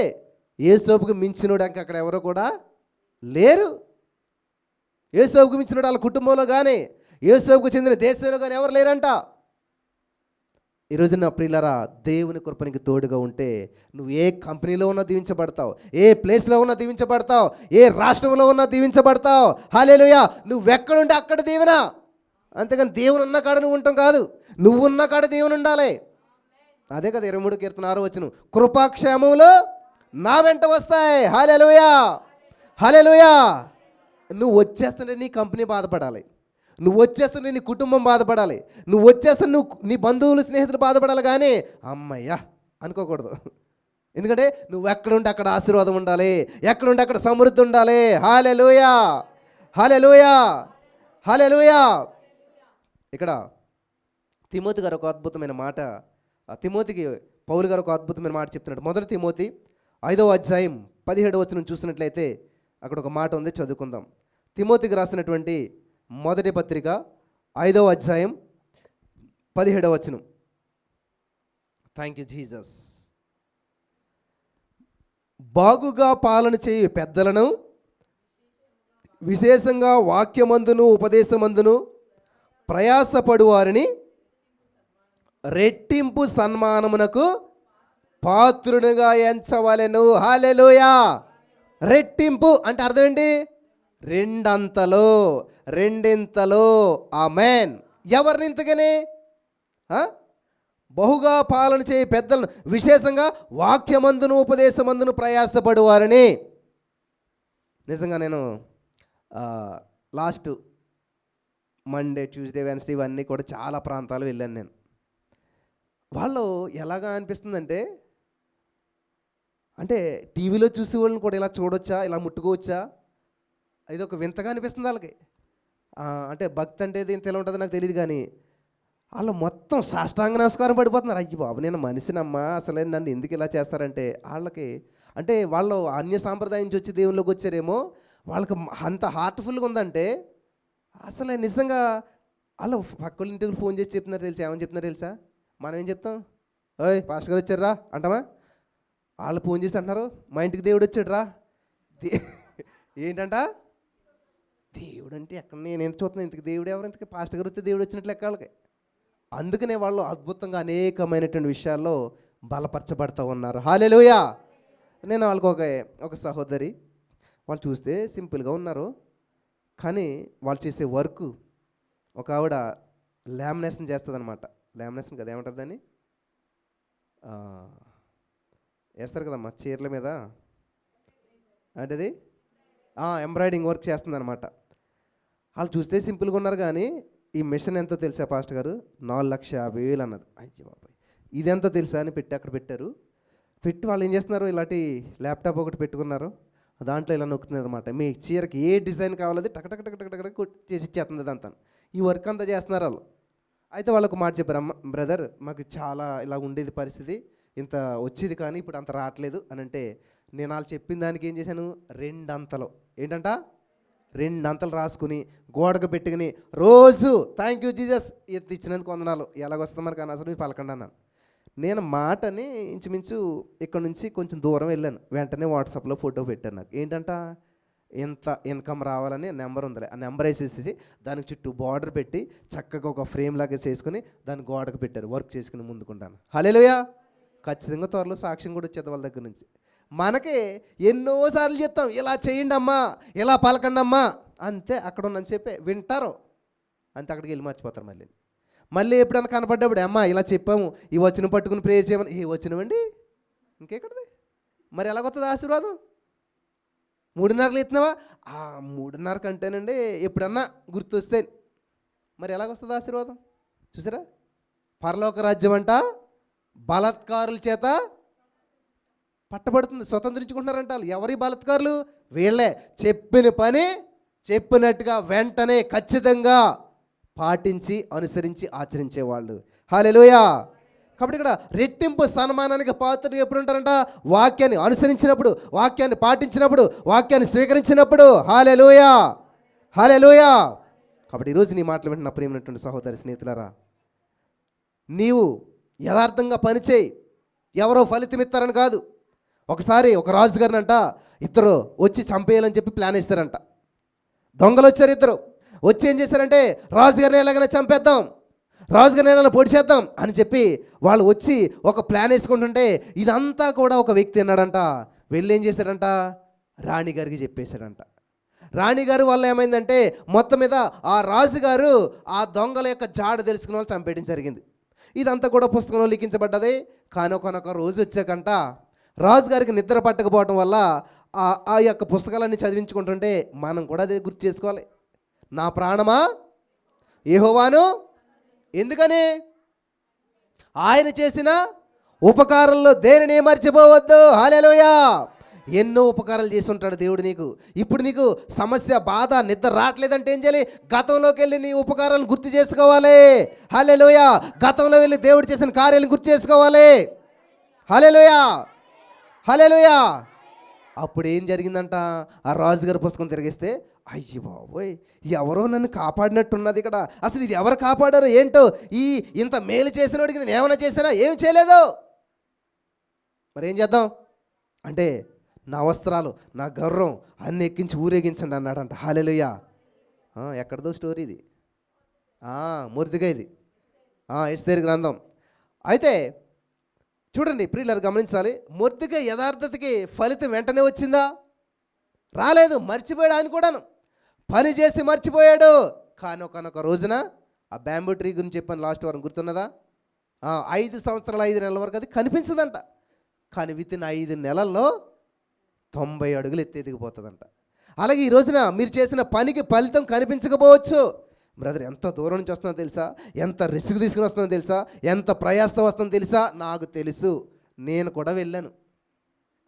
మనం ఏది విత్తుతామో అదే కోసుకుంటాం. మీరు అందరూ చెప్తున్నప్పుడు నాకు సంతోషం అనిపిస్తుంది, బాధ అనిపిస్తుంది. ఎందుకంటే ఖచ్చితంగా వీళ్ళు నాకంటే బాగా దీవించబడతారు. ఆమేన్, ఆమేన్. రెండోదిగా మనం చూద్దాం, ఆదికాండం 32:10. నెంబర్ 1 అవమానానికి బదులుగా రెట్టింపు ఘనత. నెంబర్ 2 ఆదికాండం 32:10 2 గుంపులు. హల్లెలూయా. ఏంటి 2 గుంపులు? నీవు నీ సేవకుని చేసిన సమస్తమైన ఉపకారములకును సమస్త సత్యమునకును అపాత్రుడను, ఎట్లనగా నా చేతి కర్రతో మాత్రమే ఈ యోర్దాను దాటి తిని ఇప్పుడు నేను 2 గుంపులైతేనే చాలమ్మా. అసలు అర్థమైంది మీకు ఈ వాక్యం? ఈ వాక్యం అర్థమైతే ఖచ్చితంగా మీరు లేచి చప్పట్లు కొట్టి వరిపాటికి. ఆయన ఏం చేస్తాడంటే, యాకోబు చేతి కర్ర, అమ్మ కర్రలో జీవం ఉంటుందా? ఏమీ లేనటువంటి ఒక కర్ర పట్టుకుని ఆయన ఏం చేయడంట? ఇప్పుడు చదువు, మళ్ళీ చూద్దాను ఉన్నది. నీవు నీ సేవకునికి చేసిన సమస్తమైన ఉపకారములకును సమస్త సత్యమునకు అపాత్రుడును. ఎట్లంటే నా చేతి కర్రతో మాత్రమే ఈ యోర్దాను నది దాటితేనే, ఇప్పుడు నేను 2 గుంపులైతేనే. 2 అంటే రెట్టింపు. చూడండి, ఒక కర్రతో వెళ్ళినటువంటి వ్యక్తి మనకి సినిమాల్లో అయితే ఏం చేస్తారు? ఇలాగ వెళ్ళినట్టు ఇలాగ వచ్చినట్టు కదా, ఇలా సెకండ్లో జరిగిపోతుంటుంది అంతా కూడా. అలాగ ఉంది ఈ వచనంలో చూడండి. కర్రతోటి వెళ్ళాను, 2 గుంపులయ్యాను. హల్లెలూయా! ఎలాగయ్యాడు? నేను కష్టపడ్డాను, నేను పని చేశాను అని అన్నాడా? అపాత్రుడును. నా శక్తి కాదు, నా జ్ఞానం కాదు, నా గొప్పదనం కాదు. మరి ఏంటంట? ఇదంతా నీవు కనికరము చూపించావు, నా మీద కృప చూపించావు. హల్లెలూయా! వాట్ ఏ వండర్ఫుల్ గాడ్ అండి మన దేవుడు. చూసారా? దేవుడు కృప చూపించాడంట. కర్రతో వెళ్ళిన వ్యక్తిని 2 గుంపులుగా చేసిన దేవుడు ఈ రోజున ఏ సమస్యతో వచ్చావో, ఏ బాధతో వచ్చావో, ఖచ్చితంగా దేవుడు నీకు 2 అంతలు మేలు చేస్తారని నమ్ముతున్నారా? విశ్వసిస్తున్నారా? ఎస్, నేను నమ్ముచున్నాను. హల్లెలూయా! ఆమేన్. నేను కూడా 200తో వచ్చాను ఇక్కడికి.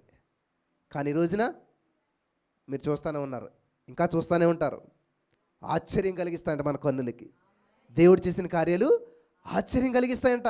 How is it possible? 200తో వచ్చిన వ్యక్తి 500 మందికి పెళ్లి భోజనం పెడతాడా? అదే మరి దేవుడి కార్యం అంటే.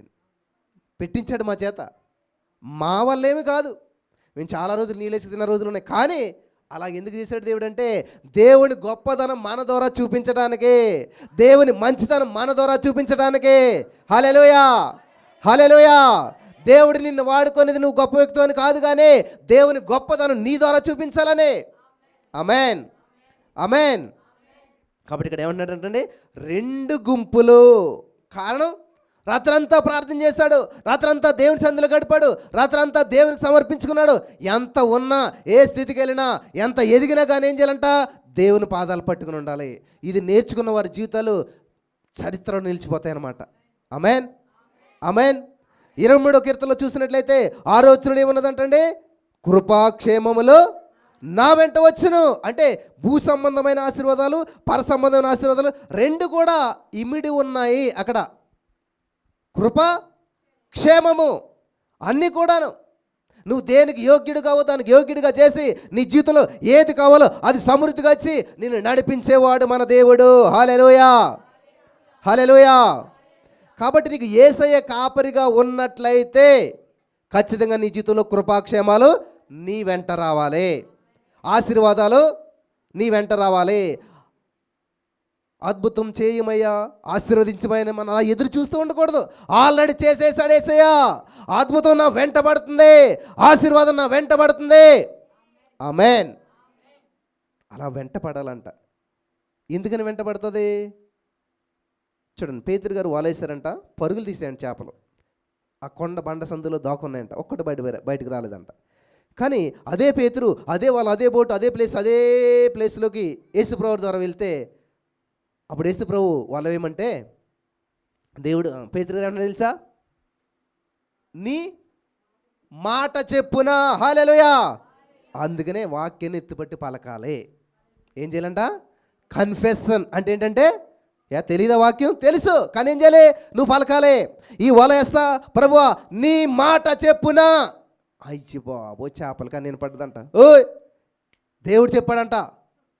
ఎవరో చేపలు చెప్పుకుంటున్నాయి మాట. ఇప్పుడు యేసయ్య చెప్పాడంట పేతురు వల ఏమని, పొర్రపాటున వలలో చేపలు పడకపోతే యేసయ్యకి అంత అవమానం అని చెప్పి మొత్తం ఎల్లమ్మ పుల్లమ్మని చేపలన్నీ కూడబలుకుని నేను వస్తానని చెప్పి సముద్రంలో ఉన్న చేపలన్నీ దూకుతున్నాయంట. ఎక్కడికి? పేతురుల్లో పడతాకి. అందుకని వాళ్ళ సరిపోవట్లేదు అక్కడ, వాళ్ళ సరిపోవట్లేదు. కారణం ఏంటి? దేవుడి మాట చెప్పుని పని చేస్తున్నాడు కాబట్టి. హల్లెలూయా! నేను కూడా ఒకటి చెప్తాను ప్రియులారా, దేవుడి మాట చెప్పున పరిచయం చేస్తాను కాబట్టి ఎప్పుడు నేను 1 రూపాయి అప్పు లేను, ఎక్కడ కూడాను ఎవరికి నేను 1 రూపాయి అప్పు లేను. ఆమేన్. నేను ఎవరికైనా సరే ఇక్కడికి వచ్చే వాళ్ళకి ఇవ్వాల్సిన డబ్బులు ముందు ఇచ్చేస్తాను. నమ్ముతారు మీరు? హల్లెలూయా! హల్లెలూయా! ఎందుకంటే మనం గొప్ప దేవుని పరిచయం చేస్తూ ఉన్నాం, గొప్పగా చేస్తూ ఉన్నాం. యూట్యూబ్లో వాటిలో కొట్టేసి చూడండి, భారభారతమైన పరిచర్య. నేను దగ్గరికి వెళ్ళి వాళ్ళ దగ్గరికి వెళ్ళి ఎవడు చేయమన్నాడు మిమ్మల్ని అసలని, ఎందుకు చేస్తున్నారు మీరు ఇంత భారంతో, పోనీ మా సంఘానికి వచ్చి కూర్చోండి మీరు అని చెప్తారు అనుకుంటాను నేను. అసలని గొప్పళ్ళే, మంచి కార్లు అన్నీ తిరుగుతారు, కానీ భారభారతమైన పరిచర్య మీ అమూల్యమైన కాలుకు అమూల్యమా? మీరు ఇచ్చే 100 రూపాయలు 1000 రూపాయలు ఏమో అమూల్యం అంట, వీళ్ళు చేసే పరిచర్య అంట. మరి ఎందుకు చేస్తున్నారు అసలని? రూపాయి కూడా ఇవ్వకండి అలాంటి వాళ్ళకి. ఎవరికి మీరే ఒక్క రూపాయి కూడా పంపొద్దు అసలు అలాంటి వాళ్ళకి. నేను చెప్తున్నాను, స్పష్టంగా చెప్తున్నాను, పరిచర్య భారభరితమైనది కాదు, దేవుని పిలుపు ఉన్నతమైనటువంటిది. హల్లెలూయా. ఆయన అప్పగించిన పని చేసే సామర్థ్యం కూడా ఆయన ఇస్తాడు. ఆమేన్. ఒకవేళ నువ్వు సొంతంగా చేసుకుంటే నీకు భారం అవుతుంది తప్పది. దేవుడు నడిపించేది ఎప్పుడు కూడా నా కాడి సులువుగా ఉంటుంది. హల్లెలూయా. నేను ఖచ్చితంగా చెప్పగలుగుతాను, నేను సులువుగానే చేస్తున్నాను తప్ప ఎప్పుడు నాకు భారం అనిపించలేదు అది. ఆమేన్. కాబట్టి ఇలాంటివి మార్చాలి. మనం సపోర్ట్ చేస్తే ఏమవుతుంది, వాళ్ళ భారం ఇంకా పెరుగుతుంది అనమాట. అంతే కదా. మరి భారభరితమైన పరిచయం ఇంకా పెరిగిపోయిందంటే అర్థం ఏంటి? మీరు సపోర్ట్ చేశారని అర్థం అనమాట. అప్పుడు భారం పెరిగిపోతుంటుంది. కాబట్టి అలా ఏం చేయాలి, భారం తగ్గించాలంటే ఏం చేయాలి, మనం సపోర్ట్ చేయటం మానేసేయాలి. అప్పుడు ఏమవుతుంది, భారం అంతా పోయి ఫ్రీ అవుతారనమాట. అప్పుడు దేవా నీవే మా ఆధారం అంటే అప్పుడు దేవుడు సపోర్ట్ చేస్తారు. కాబట్టి అప్పుడు శాంతి సమాధానంతో ముందుకెళ్తుంది. హల్లెలూయా, హల్లెలూయా, హల్లెలూయా. కాబట్టి దేవుడి విషయంలో ఏది చేసినా ఉత్సాహంగా ఇచ్చేవాళ్ళని దీవింతాడా దేవుడు, భారంగా ఇచ్చేవాళ్ళని దీవింతాడా? మరి భారం అని రాయాలి కదా దేవుడు అక్కడ. ప్రయాసపడి ఎందుకు రావాలంట, విశ్రాంతిని ఇస్తాడంట. ఎంత అద్భుతంగా ఉంది వాక్యం, అర్థం కాలేదు కాబట్టి హెడ్డింగ్లన్నీ కనిపిస్తాయి మనకంతా కూడా. దేవునికి మహిమ కలుగును గాక. హల్లెలూయా, హల్లెలూయా, హల్లెలూయా. ఒక సండే స్కూల్లో ఒక మాస్టర్ కథ చెప్పాడంట. ఏంటంట, ధనవంతుడు లాజరు. ధనవంతుడు ఎంత ఇష్టానుసారంగా జీవించాడు ఈ లోకంలోను. అంత బట్టలు ఎంత కాస్ట్ అనుకుంటున్నారు, 1 కోటి రూపాయల సూటు, ఆయన తినే ప్లేటు, బంగారం పళ్ళు, ఎంత రిచ్గా జీవించాడు, ఏ లోటు లేదు. కానీ చచ్చిపోయాడు, నరకం వెళ్ళాడు. ఎక్కడికి వెళ్ళాడు? ధనవంతుడు, ఈ లోకంలో ఏమీ లేదు, ఏ సమస్య, మరి చూసిన అన్ని సమస్యలే. చచ్చిపోయాడు, కానీ ఎక్కడికి వెళ్ళాడు? స్వర్గానికి వెళ్ళాడు. కాబట్టి మీలో అందరూ కూడా ఎలా జీవించాలి తెలుసా, లాజర్లా జీవించాలి అని చెప్పాడంట. అంతే. తీసుకుంటారా మీరు లాజర్లా జీవించడానికి నిర్ణయాలు? అంటే ఈ పిల్లలు కదా సండే స్కూల్ అందరు లేచి నుంచున్నారంట, ఒకడు మాత్రం లేకలేదంట. ఎరా అన్నారంట. లే, ఎందుకని నిలబడలేదు? నువ్వు తీసుకో నిర్ణయం అంటే నేను తీసుకోను అన్నాడంట. మరి ఎలా తీసుకుంటారు నిర్ణయం అంటే, నేను ఈ లోకంలో ధనవంతుడిగా జీవిస్తాను, పరలోకంలో లాజర్లా జీవిస్తాను అన్నాడంట. హల్లెలూయా, హల్లెలూయా. ఏంటంట, ఈ లోకంలో నేను ధనవంతుడిగా రిచ్గా జీవిస్తాను, పరలోకం వెళ్ళాక లాజర్లా జీవిస్తాను. ఆమేన్, హల్లెలూయా. చూసారా ఎంత తెలివిగా సమాధానం చెప్పాడు. ఈ లోకంలో కూడా నేను సమృద్ధి ఉంటుంది, అలాగని చెప్పి దేవుని విడిచిపెట్టను. నేను దేవునికి దగ్గరగా సమృద్ధి కలిగి జీవిస్తూ చనిపోయిన తర్వాత కూడా లాజర్లాగా పరలోక రాజ్యానికి వెళ్తానని చెప్పాడంట. హల్లెలూయా, హల్లెలూయా, హల్లెలూయా. చిన్నపిల్లలు మనం తక్కువ అంచనా వేస్తాం, కానీ చాలా తెలివి ఉంటుంది వాళ్ళకి. ఒక సండే స్కూల్ టీచర్ అంట యోనా స్టోరీ చెప్పి తర్వాత సంసోన్ స్టోరీ కూడా చెప్పిందంట. సంసోన్ ఇలా చేసి ఆత్మహత్య చేసుకున్నాడు, నరకానికి వెళ్ళిపోయాడు అని చెప్పిందంట సండే స్కూల్ టీచర్. మరి మన చర్చకు వచ్చిన వాళ్ళ పిల్లలు తెలిసిపోతుంది కదా సత్యం. ఈ చిన్నపిల్ల ఏం చేసింది, నరకానికి వెళ్ళలేదు, పరలోకం వెళ్ళాడు అన్నదంట. అయితే నువ్వు చూసి వచ్చావా అని అడిగిందంట. ఎవరు? Sunday school teacher. సరే టీచర్, నేను ఖచ్చితంగా పరలోకం వెళ్తాను, కాబట్టి అక్కడ ఉంటే మీకు చెప్తాను నేను. ఒకవేళ మీరు నరకానికి వెళ్తారు కదా, ఒకవేళ సౌలు అక్కడ ఉంటే నాతో చెప్పండి అన్నదంట. అర్థమైందా? లేదు, నరకానికే పోయాడు అంటున్నారు కదా, నేను ఖచ్చితంగా పరలోకం వెళ్ళి అక్కడ ఉన్నాడు కాబట్టి చూసి చెప్తాను. ఒకవేళ మీరు అక్కడికి వెళ్తే, నరకానికి వెళ్తే, అక్కడ ఉన్నాడని చూసి నాకు చెప్పండి అన్నదంట. ఇంకేం చేస్తుంది సండే స్కూల్ టీచర్? అంత తెలుగు ఉంటారు ఈ పిల్లలు. హల్లెలూయా, హల్లెలూయా. ఇంకొక నెంబర్ 1, అవమానానికి బదులుగా రెట్టింపుగా ఆనందనిచ్చే దేవుడు మన దేవుడు. నెంబర్ 2, 2 గుంపులు. నెంబర్ 3, 2 అంతలు అధికంగా చేసే దేవుడు. హల్లెలూయా. ఆలస్యమైనా కానీ దేవుడు 2 అంతలు అధికంగా చేస్తాడంట. చూద్దాం. యోబు గ్రంథం 42 అధ్యాయం 10 వచనం చూసినట్లయితే, మన దేవుడు ఆలస్యం చేయొచ్చు కానీ నష్టపరచడు. మన దేవుడు ఆలస్యం చేయొచ్చు కానీ నష్టం చేయడు. మరియు యోబు తన స్నేహితుల నిమిత్తము ప్రార్థన చేసినప్పుడు యెహోవా అతని క్షేమస్థితిని మరలా అతనికి దయచేసెను. మరియు యోబునకు రెండంతలు అధికముగా అతనికి దయచేసాను. హల్లెలూయా. ప్రియులారా, ఈ యొక్క వచనాలన్నీ మీరు అర్థం చేసుకుంటున్నారా? ఎంతంట? రెండంతలు. రెండంతలు కాదు బ్రదర్, ఉన్న ఉప్పు అయితే ఎట్లేదు ఇక్కడ. ఈ రెండంతల ఆశీర్వాదం ఏంటి, రెండంతల మేలేంటి అని మీరు అంటూ ఉన్నారు. నిజంగా మీరు నమ్మినట్లయితే ఖచ్చితంగా దేవుడు ఏం చేస్తాడంటే రెండంతల మేలు చేస్తాడు. హల్లెలూయా, హల్లెలూయా. రెండంతలు అధికంగా దేవుడు చేస్తాడు. ఆలస్యం చేయొచ్చు కానీ నష్టపరచడు. ఎందుకంటే యోబు జీవితంలో నష్టానికి కారణం దేవుడు కాదు, మరెవరు? సైతాన్ గాడు. హల్లెలూయా. యోబు గ్రంథం 1వ అధ్యాయం 3వ వచనంలో చూసినట్లయితే అక్కడ ఒక మాట ఉన్నది. యోబు గ్రంథం 1వ అధ్యాయం 3వ వచనంలో ఏమనున్నదంటే అక్కడ అతనికి 7,000 గొర్రెలను, 3,000 ఒంటెలను, 500 జతల ఎడ్లను, 500 ఆడగాడిదలు కలిగి బహుమంది పనివారును అతనికి ఆస్తిగా ఉండేది కనుక తూర్పు దిక్కు జనులందరిలో అతడే గొప్పవాడు. హల్లెలూయా. ఈ మాట గమనించాలి. అతడే గొప్పవాడు. అతడొక గొప్పవాడు కాదు, అనేక మంది గొప్పవాళ్ళు, ఒక్కడు కాదు యోబు. అతడే గొప్పవాడు. హల్లెలూయా. ఈరోజు నువ్వు చేస్తున్న వ్యాపారంలో, నువ్వు చేస్తున్న పనిలో నువ్వే గొప్పోడిగా ఉండాలి. నువ్వు ఒక గొప్పోడిగా కాదు, నువ్వే గొప్పోడిగా ఉండాలి. ఆమేన్, ఆమేన్. 42:12 చూసినట్లయితే ఇదే యోబు గ్రంథంలోనే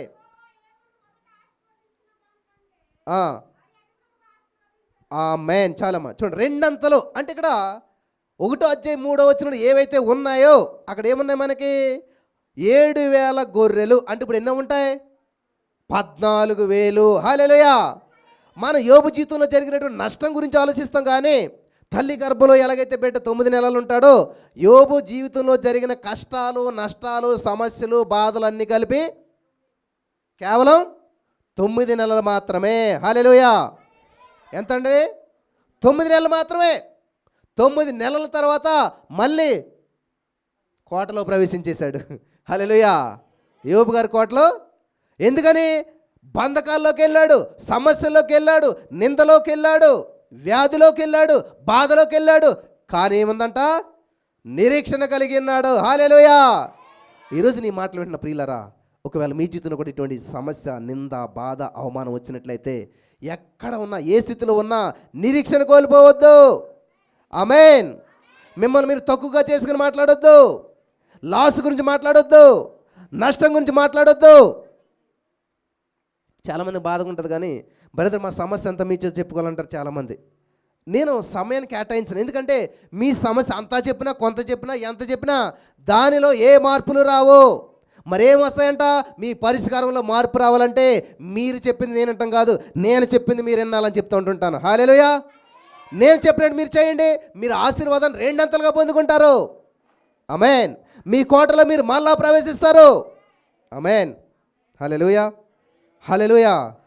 మరి యోబు కలిగిన దానికంటే రెండంతలు అధికంగా యెహోవా అతనికి దయచేశాడంట. దేవుడు నిన్ను ఆశీర్వదిస్తాడు. హల్లెలూయా. దేవుడు ఎప్పుడైతే నిన్ను ఆశీర్వదించాలని చెప్పి, దేవుడు ఎప్పుడైతే నిన్ను ఆశీర్వదించాలని ప్రణాళిక వేశాడో అంతకంటే ముందే సైతానుడు ఎంటర్ అవుతాడంట. వింటున్నారా? సాతానుడు ముందుగానే సమస్యలు, పోరాటాలు, ఇబ్బందులు ఇవన్నీ కలుగజేస్తారంట. ఎందుకని? నాకు యోబు గ్రంథంలో అర్థమైన విషయం ఏంటంటే సైతాను గాడు శోధించగా దేవుడు దీవించాడు అనుకుంటారు అందరూ కూడా కదా. అది కాదు, ఆల్రెడీ దేవుడు రెండంతల ఆశీర్వాదం ఏర్పాటు చేశాడు అని సైతాను గాడికి తెలిసి వామ్మో ఇంత ఆశీర్వాదం ఉందని చెప్పి వాడు శోధించడం మొదలుపెట్టాడంట, బాధ పెడతా మొదలుపెట్టాడంట. హల్లెలూయా, హల్లెలూయా. పోరాటాలు, సమస్యలు ఇవన్నీ పట్టుకొచ్చి కృంగదీయాలి, ఆ రెండంతల ఆశీర్వాదం స్వతంత్రించుకోకుండా చేయాలి అని ఆటంకపరచాలని చూశాడంట. ఆమేన్.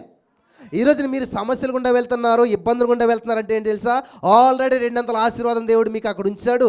దాన్ని స్వతంత్రించుకుంటూ వెళ్తుంటే ఆటంకపరుస్తున్నాడు, పోరాటాలను తీసుకొస్తూ ఉన్నాడు, సమస్యలు తీసుకొస్తూ ఉన్నాడు. మిమ్మల్ని ఆటంకపరిచి ఆ యొక్క గమ్యస్థానం చేరుకోకుండా మిమ్మల్ని ఎలాగైనా మధ్యలోనే లేకుండా చేయాలనేటువంటి ప్రణాళిక ఆడిది.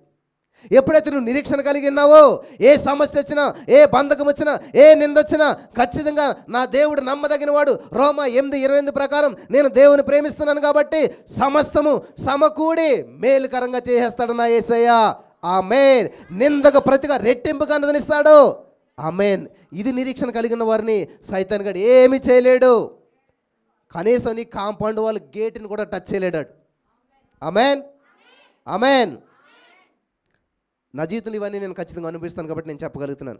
ఆల్మోస్ట్ నేను చెప్పే ప్రతి ప్రసంగం కూడా ఎందుకనంత సారం ఉంటుందంటే, ఎందుకనంత జీవం ఉంటుందంటే అందులో జీవించాను కాబట్టి. హల్లెలూయా, హల్లెలూయా. ఆల్మోస్ట్ నా జీవితాన్ని నేను ఒక వాక్యంగా, నా జీవితంలో దేవుడు చేసిన మేలుని, ఆ యొక్క వాక్యాన్ని అనేక మందికి నేను ప్రకటిస్తాను కాబట్టి అనేక జీవితాలు కట్టబడుతూ ఉన్నాయి, అనేక మందిలో మార్పులు సంభవిస్తూ ఉన్నాయి. హల్లెలూయా. మనం బయటికి వెళ్ళక కానీ, నాకు ఇప్పుడు అర్థమైంది, నేను గోడలకు చెప్పాను ప్రసంగాలు అనుకున్నాను కానీ గోడలు కాదు ఇవి, మొత్తం చాలా లెక్క వెళ్ళిపోయినాయి అనమాట. ఏ మూలకి వెళ్ళినా కూడా ప్రతి వాళ్ళు చెప్పే మాట ఏంటంటే, అయ్యా ఈరోజు మేము బ్రతుకున్నామంటే కారణం మీ ద్వారా దేవుడు పలికించిన వాక్యాలే. హల్లెలూయా. ఎవరో కానీ అంటున్నారు, మీరు మాట చెప్తారు, మంచాన్ని మొత్తుని చేయించినాడు, దేన్ని చేయించలేడు. ప్రతిరోజు చెప్పండి, మాకు బుద్ధి వస్తుంది. నిజమే, మాకు ఇలా గుచ్చుకున్నట్టు ఉంటుంది. ఒకసారి మనం కొంచెం నెగ్లెక్ట్ చేస్తుంటే ఆ మాట మీరు చెప్తుంటే ఏమవుతుంది తెలుసా? మళ్ళీ పౌరుషం వస్తుంది. నిజమే, 100% కరెక్ట్. అది మంచాన్ని మొత్తం జయించినాడు, దేన్ని కూడా జయించలేడు. హల్లెలూయా, హల్లెలూయా.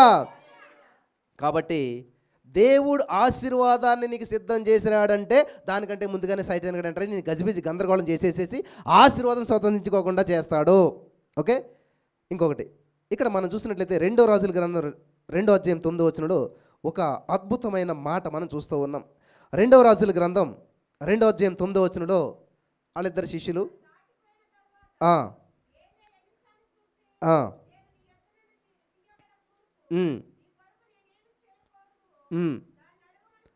ఆమేన్.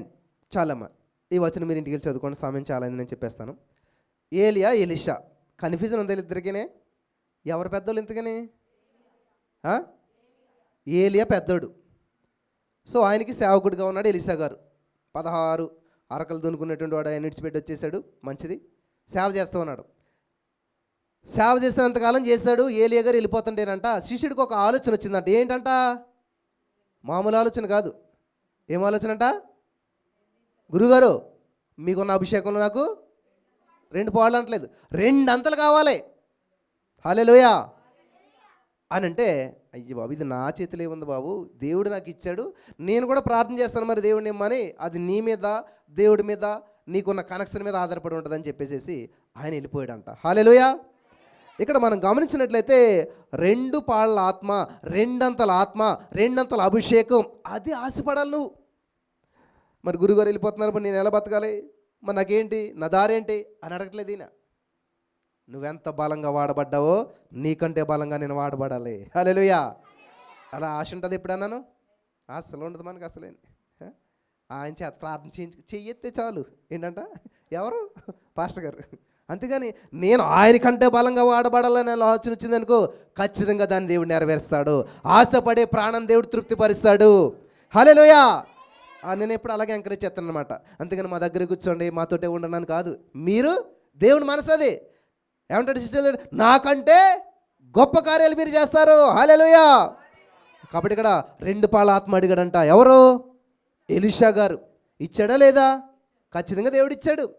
ఆయన 8 అద్భుతాలు చేస్తే ఈయన 16 అద్భుతాలు చేశాడంట. హల్లెలూయా. చివరి అద్భుతం ఎలా జరిగిందంటే, మనిషి బతికిలేడు. ఎందుకని? మనిషి చనిపోయినా కానీ మనిషి మీద నా అభిషేకం చనిపోదు. ఆమేన్. ఈ ఎలీషా గారిని తీసుకెళ్ళి చచ్చిపోయాక పూర్తి చేశారు, సమాధి చేశారు. సమాధి కూడా చాలా కాలం అయిపోయింది. ఆ సమాధి చాలా కాలం అయిపోయిన తర్వాత ఏమైందంటే శరీరం కుళ్ళిపోయింది, అసలు లేదేక బోన్స్ మాత్రం మిగిలేంట. మరి మీరు ఇప్పుడు చూస్తారు లేదు కానీ నేను కొన్నిసార్లు సమాధి కార్యక్రమాలకు వెళ్ళినప్పుడు ఏమవుతుందంటే సమాధి గొయ్యి తీస్తున్నప్పుడు కింద బోన్స్ ఉంటాయి. అంటే అర్థం ఏంటి? ఆల్రెడీ ముందు ఎవరో కప్పెట్టారు అక్కడ, కానీ ఆ విషయం తెలియదు, మనకు మట్టిలాగా ఉంటుంది కదా. అలాగే ఎలీషా గారిని పూడ్చినటువంటి ప్రదేశం వాళ్ళకి తెలియదు, మామూలుగా గొయ్యి తీస్తూ ఉన్నారన్నమాట. గొయ్యి తీస్తూ ఉంటుంటే తీశారు, గొయ్యి తీసి ఆ గొయ్యిలో ఈ డెడ్ బాడీస్ని పెట్టారంటే ఇలాగా. ఎప్పుడైతే ఈ డెడ్ బాడీని పెట్టారో ఎలీషా గారి ఎముక అందులో ఉన్నది, ఇంతకని ఎక్కడో పక్కనే. ఎప్పుడైతే ఆ ఎముక ఈ బాడీకి తగిలిందో ఈ బాడీని లోపల పెట్టిన ఇలా లేచి కూర్చున్నాడంట. ఇంకా పరిస్థితి ఎలాగుంటుంది, మీరు ఎలా పరిగెట్టారు మరి? అది దేవుడి దేవాలప్పుడు ఏమైనా కెమెరాలు గిన్నె ఉంటే ఇప్పుడు రోజు చూసి నవ్వుకుందరు అంతకని. మనకు నవ్వులాట్లాగా ఉంటుంది కానీ వాళ్ళకి ఎలాగ ఉంటుంది ప్రాణాలు అసలేని కదా. అప్పుడు దాకా మోసుకెళ్ళి అంత చేశారు, ఆ పక్కన పడేసారు, వీళ్ళు పనులు చేసుకుని అంత అయిపోయింది, కోతులు పెడతారు, అందుకు సడన్గా ఎదురుగా ఎలాగుంటుంది పరిస్థితి కదా. అంత గందరగోళం అయిపోయింది అనమాట. ఎలా జరిగింది ఇదంతాను? అసలు ఏంటా ఇదంతానంటే ఎందుకు ఇలా జరిగిందని మరి బతుకుని అడుగుతారు కదా, ఏమైందిరా బాబు నీకు? అలా ఏంటంటే ఏమో నన్ను అలా పెట్టిన వెంటనే నాకు ఏదో ఇలాగ ఇంజక్షన్ చేసినట్టు సువ్వమన ఏమన్నదంట, ఏదో ఎనర్జీ పవర్ వచ్చినట్టు అయింది, ఇంకా అందులోంచి జీవం వచ్చింది, సడన్గా అట్లాగా వచ్చేసిందా అని చెప్పుంటాడు నాకు తెలిసి. మళ్ళీ అదంతా ఇక్కడ రాయించాడు పరిశుద్ధాత్మ దేవుడు, తెలుసు కదా. ఎవరు చెప్పినా చెప్పపోయినా కానీ మరి ఎవరో మోసే గారు ఆదాం గారు బొడ్డు కోసాడా? అసలు సంబంధం లేదు, కొన్ని తరాలు గడిచిపోయి. మరి ఏమంటాడు, ఆది యందు దేవుడు భూమి ఆకాశం సృష్టించాడు, మనిషిని ఎలా చేశాడంటే మట్టిని తీసుకున్నాడు. ఎవరు చూశారు? మోసే చూశాడా? ఆదికాండం రాసింది ఎవరు? మోసే గారు. కానీ ఆదాం ఎలా పుట్టాడు మోసేకి తెలీదు, చూడలేదు. కానీ ఏం చేస్తున్నాడు, స్పష్టంగా క్లియర్గా రాయగలుగుతున్నాడు. ఎలాగా? 40 days ఫాస్టింగ్ ఉంటే అక్కడ దేవుడు ఏం చేస్తున్నాడు, ఒక LED స్క్రీన్ లాంటిది వేసి చూపిస్తున్నారనమాట. రాయరా బాబు, చూసినంత రాయండి. బోర్డు మీద మాస్టర్ ఏం చేస్తాడు, నోట్స్ రాసేస్తాడు, పిల్లలంతా ఏం చేస్తారు, ఎక్కించుకుంటారు. అలాగమాట పరిశుద్ధాత్మ దేవుడు సహాయం చేస్తుంటే దాన్ని అంతా ఏం చేశారు మోసే గారు, ఓహో ఆదాము గారిని ఇలా చేశాడు, ఇలా చేశాడు, ఇలా మట్టి తీసుకున్నాడు, చేశాడు, మళ్ళా బోన్ తీశాడు. ఇదంతా మన చూసాడా? ఏం తెలియదు అసలేని. ఇదంతా కూడా పరిశుద్ధాత్మ దేవుడు ఒక టీచర్గా బోధిస్తూ ఉంటుంటే రాసుకున్నాడు. నేను ఇది విషయం చెప్తే ఎక్కడో అందరూ ఆశ్చర్యపోరు, అరే నిజమే కదా అసలేని, మోసేకి ఆదాముకి సంబంధం లేదు కదా, మోసే కదా రాసింది ఇదంతా కూడాను. ఎలా తెలిసింది? ఎలా తెలిసింది? ఎలా తెలిసింది? ఎలా తెలుస్తుంది? పరిశుద్ధాత్మ దేవుడు నీ గతాన్ని, నీ భవిష్యత్తుని అంతా కూడా నీకు తెలియజేయగలిగిన దేవుడు మనకున్నాడు. హల్లెలూయా, హల్లెలూయా, హల్లెలూయా. కాబట్టి యోబు జీవితంలో 2 ఆశీర్వాదం గురించి మనం అనుకుంటాం, కానీ కేవలం 9 నెలల కష్టాన్ని ఆయన ఏం చేశాడంట, నిరీక్షణతో ఎదుర్కొన్నాడు. హల్లెలూయా, హల్లెలూయా. ఒకే రోజు ఆస్తి పోయింది, పిల్లలు చనిపోయారు, ఆరోగ్యం పోయింది, స్నేహితులు విమర్శించారు. ఇన్ని జరిగినా కానీ దేవుని మీద ఉన్నటువంటి నిరీక్షణ కోల్పోలేదు. హల్లెలూయా. కానీ చివరికి దేవుడు ఏం చేయాలంటే 2 గొర్రెలు, 2 ఒంటెలు, 2 ఎద్దులు, 2 గాడిదలు. హల్లెలూయా. నీవు కోల్పోయింది ముగింపు కాదు, దేవుడు తిరిగిచ్చేది మరింత గొప్పది ఉంటుంది. హల్లెలూయా. నువ్వు కోల్పోయావు, నష్టపోయావు అంతే అనుకోవద్దు. దేవుడిచ్చేది ఎలా ఉంటుంది తెలుసా? గొప్పగా ఉంటుంది, ఉన్నతంగా ఉంటుంది, 2 ఉంటుంది. ఆమేన్, హల్లెలూయా. యోవేలు గ్రంథం 2:25 ఒక మాట ఉంటుంది, మీరు చదువుకోండి వెళ్ళి. మిడతలు తిన్నటువంటి సంవత్సరాలు నేను మీకు మరలా తిరిగి చెల్లిస్తాను, తిరిగిస్తాను. వృధా సంవత్సరాలు, పాపంలో పోయిన సంవత్సరాలు, మన జీవితంలో ఏదైతే అనారోగ్యంతో గడిచిన సంవత్సరాలు ఉన్నాయో, అప్పుల్లో గడిపిన సంవత్సరాలు ఉన్నాయో, అవన్నీ దేవుడు తిరిగి సమృద్ధినిచ్చి నేను మళ్ళీ దీవిస్తాడంట, 200గా బ్లెస్ చేస్తాడంట. హల్లెలూయా. కాబట్టి బ్లెస్ చేస్తాడు, బ్లెస్ ఇస్తాడంటే మళ్ళీ ఎక్కడో తెచ్చిస్తాడని కాదు, కానీ ఆల్రెడీ దేవుడు సిద్ధం చేసేసాడు. ఆలస్యం నీదే, అద్భుతం సిద్ధం. ఆమేన్, ఆమేన్, హల్లెలూయా. కాబట్టి ఏదైతే నువ్వు నష్టపోయావో, ఏదైతే పురుగులు తిన్నాయో, మనుషులు తిన్నారో, లేకపోతే నిన్ను ఎవరైతే దొంగిలించేశారో, ఖచ్చితంగా దేవుడు వాటన్నిటిని కూడా తిరిగి ఆశీర్వాదకరంగా మారుస్తాడు, నీ జీవితంలో కలుగజేస్తాడు. చిన్న సంఘటన చెప్పి నేను ముగిస్తాను. హొరేసియో స్పాసర్ట్ ఏదో పేరు ఉంది, ఆయన ఒక ఇంగ్లీష్ అనమాట. ఆయనకి ఒక వ్యాపారం ఉంది, సడన్గా దివాలా తీసింది. అమెరికా వెళ్తున్నాడు ఒక బోట్లో, 4 ఆడపిల్లలు. సడన్గా బోటు పాడైపోయింది, తిరగబడిపోయింది. 4 పిల్లలు చచ్చిపోయారు కానీ బతికాడు. ఇటువంటి సిచ్యువేషన్లో ఉన్న వ్యక్తి జీవితం ఎలా ఉంటుంది అంటారు? వ్యాపారం నష్టపోయింది, పిల్లలు నష్టపోయారు. ఇంత గందరగోళంలో హృదయం పగిలిన స్థితిలో ఉంటే ఆయన ఎంతో వేదన చెంది ఒక పాట రాశాడు. మీరు యూట్యూబ్లో కొట్టి చూసుకోవచ్చు. ఏంటంటే అలాంటి దుఃఖంలోనే it is well with my soul. ఏంటంటే it is well with my soul. ఆ పాట రాసుకుని ఆయన బాధలోంచి అది పాడితే అది పక్కోడు ఎవడంటే అరే భలే అనిపించింది ఇంకో సంఘం. అలాగే ఏమైందంట, ప్రపంచవ్యాప్తంగా ఆ పాట ఎంతో ఫేమస్ అయిపోయిందంట. హల్లెలూయా. కోట్ల మందిని ఆ పాట ఆదరించిందంట. హల్లెలూయా, హల్లెలూయా. కాబట్టి ఇక్కడ నా ప్రియమైనటువంటి సహోదరి స్నేహితులరా, నీ జీవితంలో ఏదైనా సరే కోల్పోయావంటే దేవుడు దానికి రెట్టింపు ఆశీర్వాదాన్ని ఖచ్చితంగా ఇస్తాడు. ఈ పాట రాసిన తర్వాత అంట దేవుడు మరి ఆయన కుటుంబాన్ని అంతా కూడా మళ్ళీ ఆశీర్వదించాడు. ప్రపంచవ్యాప్తంగా కోట్ల మంది విశ్వాసులకు ఆయన గీతం ఓదార్పునిచ్చిందంట. హల్లెలూయా. ఈరోజున మరి నీ జీవితంలో ఒకవేళ ప్రతికూల పరిస్థితులు కూడా నువ్వు వెళ్తున్నావేమో, మరి నువ్వు అనుకున్నది ఏది నీ జీవితంలో జరగట్లేదేమో, జీవితం అంతా గందరగోళంగా అనిపిస్తుందేమో, ఏది ఎలాగున్నా నిరీక్షణ కోల్పోవద్దు. ఆమెన్.